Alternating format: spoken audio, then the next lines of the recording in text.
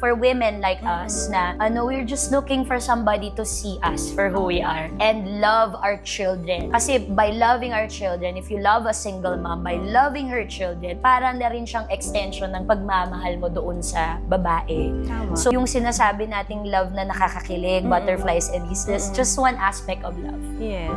But what I am aiming for in my 40s is a love that will, I can say love that will last me up until I'm 80 or 90. Yung love hindi that na, may nurtures. sense of security. Hindi na ako nag-aano kung nagda-doubt, mahal ba talaga ako nito?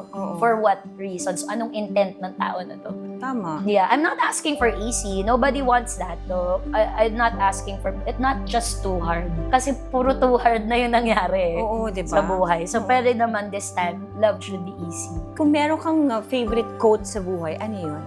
Until it's my turn, I will clap for others. Ay. Yes.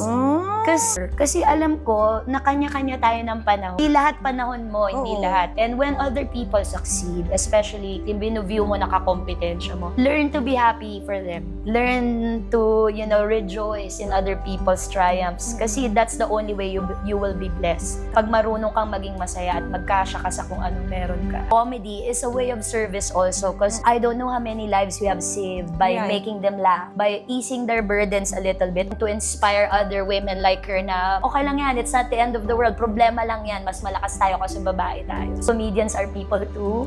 We feel all sorts of emotions and not all the time clown kami para sa inyo. Meron din kaming mga obstacles, mga hardships na pinagdadaan. Don't be afraid. Courage has saved me so many times na parang akala ko hindi ko kayang gawin yung isang project. Pero tinapangan ko lang talaga. Kumbaga yan yung sinasabi na lakasan na lang ng loob. Isa nga kahit di ko na alam paano gagawin. Parang Lord, bahala ka na. Ikaw na. Alam ko binigay mo to sa akin. Tong regalo na to kasi pagyayamanin ko siya. So, lagi na lang akong naniniwala na pag tinapangan ko, So, fortune. importante take ng risk din? Yes. Oo. Kailangan. Always. We always have to push the boundaries, especially in comedy. And artists in all fields are known to be dissenters or taliwas ka sa agos ng kasi that's when you become significant. That's when you make your mark. When you don't imitate anybody else or you just seem na parang this is all happening because it's a miracle. Parang it's so easy, pero pag ikaw sa loob mo, ano yung next punchline?